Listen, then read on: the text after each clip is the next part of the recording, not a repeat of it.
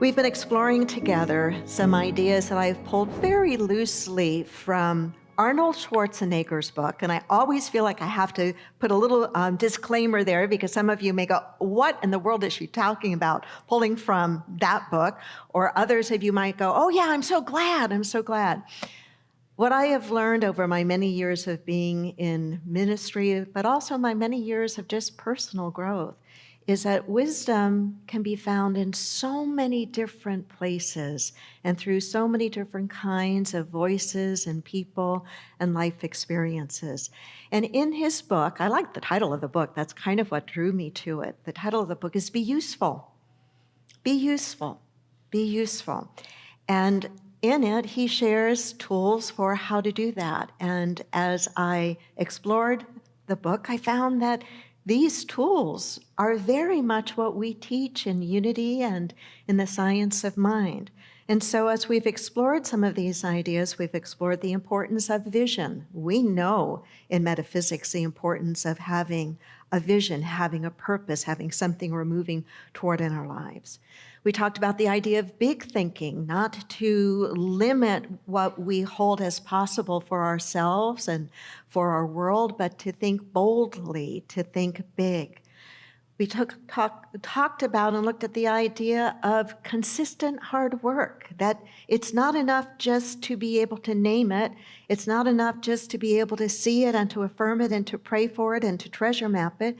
We also, as I have often said, have to get up off our affirmations and take action. Hard work, diligent work, consistent work. And then last week, I shared with you some ideas about the importance of crystal clear communication, really being able to put into words what it is that we care about, what we're trying to manifest for ourselves and for one another. And it really is about being able to sell, if you will, our vision, our ideas, our plans, or so forth, so we can enroll others in a vision that can help to change the world. And today it's about resilient problem solving. And when I use that phrase, resilient problem solving, I think of another phrase. I think of shifting gears, the importance of being able to shift gears. How many of you know how to drive a stick shift? That's most of you. Wow. Okay. Now, go back in memory lane. Do you remember learning how to drive a stick shift? All right. And what was that experience like? Was it smooth? No, mine wasn't either. It was my father who insisted that I learn how to drive a stick shift.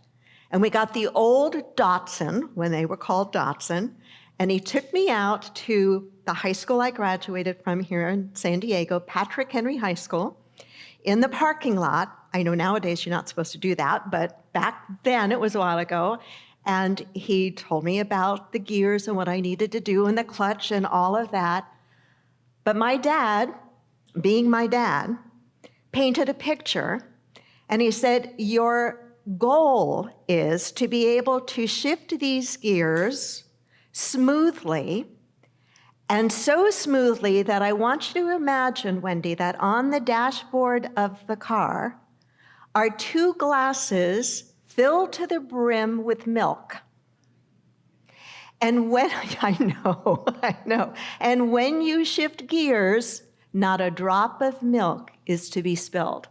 If you've ever wondered why I am the way that I am, this will give you a little bit of a picture of why I am the way that I am. So it wasn't enough just to be able to go from first to second, third to fourth, but to do it without dropping any milk.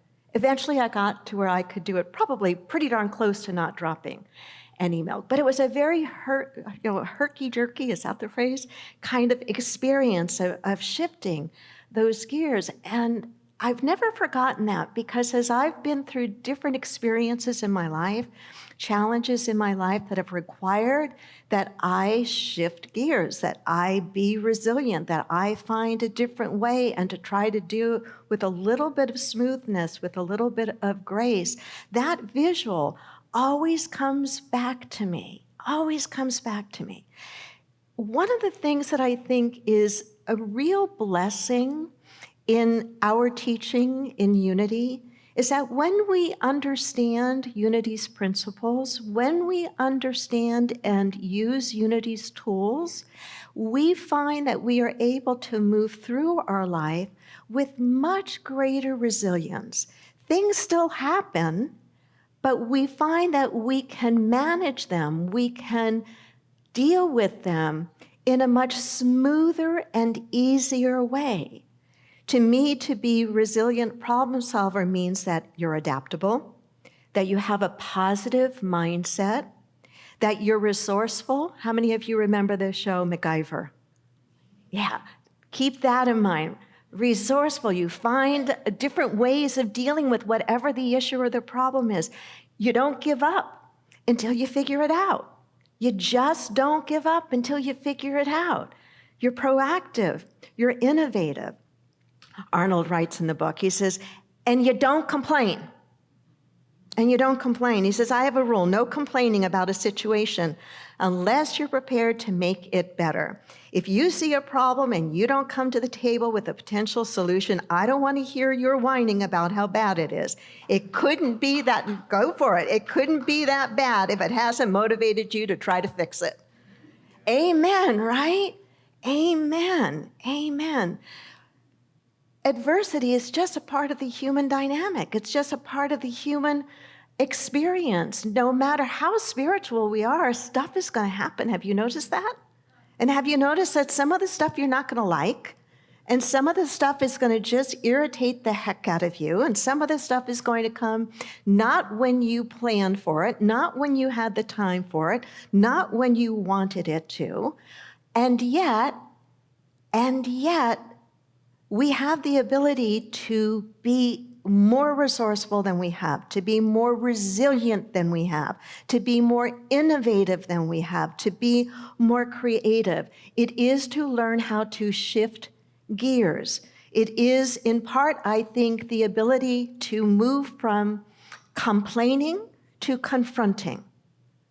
From complaining about the situation, whatever the situation may be, to confronting it, to dealing with it, to seeing it and dealing with it proactively. And it is to reframe it. I think reframing is a spiritual practice. To reframe what you see. It means to focus in a different way. It means to zero in on something that maybe you hadn't been paying attention to before. One of my biggest aha moments in one of Jesus' teachings was when I came to realize that there was another layer of meaning when he talked about turning the other cheek. When he talked about if somebody strikes you, you are to turn the other cheek. Well, first of all, we could spend a whole lifetime really understanding and applying what he meant by that. It doesn't mean to be a doormat, but in part what he's saying when he said to turn the other cheek, what happens when you turn the other cheek? What happens when I do this to what I am seeing? Am I seeing the same thing I was seeing a moment ago? No. So to turn the other cheek in a mystical way is also, I think, referring to this idea of reframing. So when we have a problem, when we have something that has got us at our wits' end, we've received news that we didn't want to hear, we got a judgment against us, or the answer didn't come the way that we wanted it to, or we didn't get the job that we're counting on, or we got bad news, whatever it is, it doesn't mean that we ignore it. Our teaching is not about putting it under the rug and pretending, oh, it's not there. We do need to not complain about it, but confront it, which means to see it, but we can reframe it, which means we can choose what part of it we're going to focus on, what we're going to zero in on. And in our teaching, we believe that there is always a blessing, there is always something good in a situation. We might have to really look for it. It might take a lot of creativity, but we can do it. And for some of us, it requires a lot more practice than others, I think. Sociologists talk about this negativity bias.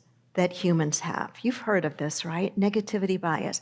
It means that we seem to be genetically predisposed to scanning our environment for anything that's negative or harmful. And there's a very good biological, what's the word I'm looking for? Reason for it, to protect ourselves, right? Our ancestors way back when had some really serious threats that you and I don't have. When was the last time you had to be concerned about being chased by a tiger? We don't have the same kinds of concerns, right? But in part, sociologists and biologists agree that this ability to scan our environment for anything negative, anything harmful, help to keep us alive.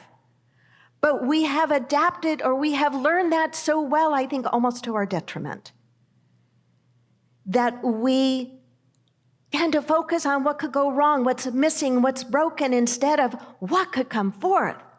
What new great thing could happen out of this experience if I shifted gears, if I was a little more proactive, if I was a little more resilient, if I was a little more positive, if I reframed it differently, what might I see? In metaphysics, we talk about looking for the good and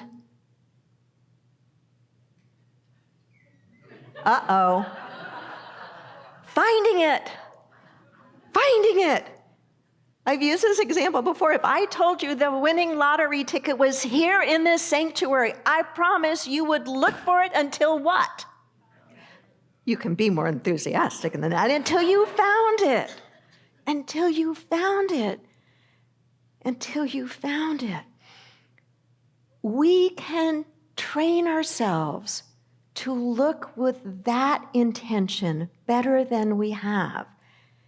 When we retrain ourselves or train ourselves to scan for the positive, to scan for the hopeful, to scan for the good, to scan for what is working well, we will begin to retrain our minds, and we will find that we are amplifying that experience. Does that make sense? And you and I live in this teaching that absolutely helps us to do this better. That absolutely helps us to do this better.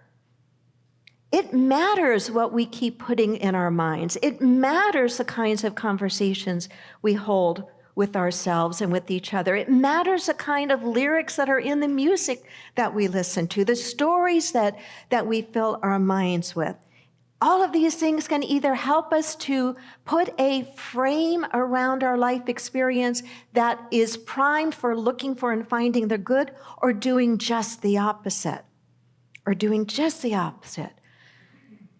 Shifting gears and finding the positive is definitely easier for some than others, and you may be one of those that has the ability to much more easily see the good and the potential and the possibility in something. If you are that person, share that with those around you that maybe struggle, that maybe always see the glass, as they say, half empty, right?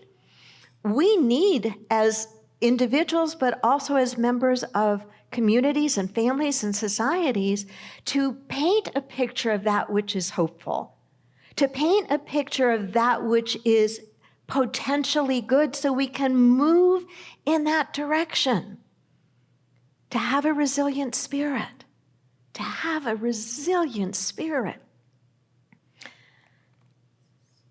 Reframing, as I've been talking about, is a way to shift gears, and in particular to reframe our failures. Every one of us has experienced significant setbacks and failures in our lives, have we not? It could be a failure in a marriage. It could be a failure in business. It could be a failure of a particular goal. But to shift how we look at that, to realize that there are going to be goals that we set for ourselves, things we want to experience and achieve that we may not succeed at least not right away. But if we can reframe it, if we can see every setback, every seeming failure as a bit of information that we now have that we didn't have before, we will find that we are on a constant growing and evolving cycle. Nobody likes to fail, right? But if we find that we have failed on our way to succeeding, and we will look at that failure and demand of it, show me what I need to learn. Tell me what I need to do differently. Help me understand what my next step is. I call it eking out the learning from the experience. If we will practice doing that, we will find that the failures are not nearly as significant as they were before, and they can lead us to our next experience of success. You all have heard, because it's been, part of perennial wisdom, I guess, or universal wisdom, Edison's response when those around him said, well, you have failed 10,000 times, or however many times he failed. He said, no, I haven't. I have just discovered 10,000 ways not to create a light bulb. Right? I mean, I've discovered 10,000 ways not to create a light bulb, and what do we have now? I mean, what do? We complain when the electricity goes off, right? We're so used to it, we feel like we can't do without it, right? I didn't fail 10,000 times. I learned 10,000 things that wouldn't work. Take someone like Ivor Norman Lawson. Do any of you recognize that name? Daryl, you might be the only person I know in the room, or my husband. Ivor Norman Lawson, I think I'm saying his name right. Most of you, I bet, have his product probably in your garage. It's in a can. It's mostly royal blue. It has a little bit of yellow on it, and it has a red cap. Does anybody know what it is? WD-40. What do you know about WD-40? You're going to know more. Do you know what WD stands for? I didn't know. Water displacement. Do you know what the 40 stands for? I may have heard it. 39 times he couldn't figure out how to do it. The 40th time he did. I like that. Do you like that? Put it right there on the can. Took me 40 times to get it, but I got it. I don't remember where I first read this story, but it's another one that has stuck with me. And it's this idea of failure and success. And it's about a mason hitting away, trying to break through an enormous piece of stone. Hitting and hitting and hitting and hitting and hitting and hitting and hitting, and it looks like he's getting nowhere. And then he hits one last time and splits the stone. And it's like, what if he had stopped one stroke earlier? Right? I believe that when there is something that lives in your heart, that lives in your soul, that's something that you just really sense you're here to do, whatever that is, I believe that when that is a God-given thing, and I think we all have it, that no matter how many times you have seemingly failed, that there is a number 40 there for you. That there is okay, you figured out 39 times, 10,000 times why or how you can't do it, but there is that breakthrough moment, that ability to shift gears and not spill one drop of milk off of the dashboard for every one of us. And I'll tell you this, even if I'm wrong, and I could be, I don't think I am, but even if I'm wrong, do you think it's more beneficial to live in that energy than its opposite? Absolutely. Absolutely. An oncologist will tell you that a person dealing with cancer is much more likely to have a better result, a better prognosis, if they live with a mindset of hopefulness and positivity and joy, than if they live with the opposite. The same is true for us across all the different dimensions of our lives. And so our job is neither to court failure, nor to avoid it or to seek it out, but it's to learn from it when it happens. To learn from when we get that bit of bad news, when we get that disappointment, when we hit that seeming obstacle, and for the moment we don't know how to get around it, through it, over it, or under it. It is for us to do our very best to look around, to do our very best to say, how can I see this differently? How can I choose to not let this be a stop sign, but a guideline? We have all sorts of stories in the Bible of this kind of resiliency, of this kind of positivity. I'll just very briefly and quickly share one because I think it's very poignant. It's a story of Job. Job, the book of Job in the Old Testament, is considered to be the oldest book in the Bible, meaning the first story that was put together, if you will. And those who have studied the Bible have said that the story of Job was successful, he had a wonderful family, he had a lot of wealth, and then it was all taken away from him. And I won't paint the graphic picture that the Old Testament is really prone to paint, some pretty ugly pictures. But he lost everything. And the intent of the story, Bible scholars believe, was to help address a fundamental human question, which is, why do bad things happen to good people? Because here you had Job portrayed as this upstanding religious, because that's coming out of the Judeo-Christian or Jewish culture, this religious character who was followed all the rules and regulations, and yet he lost everything. Why do bad things happen to good people? And what is said in the story is he kept his faith the entire time. He kept holding and believing that somehow, some way, everything was going to come around. Everything was going to be okay. He overrode his initial reaction of why me, and stayed steadfast in his faith, steadfast in his hope. And of course, the story ends with everything being returned to him. Everything being returned to him. So it's not that we're to avoid failure. It's not that we're to court it. It's that we're to look at it and see what is it that we can learn about ourselves from the experience. To me, that's what it is to be resilient.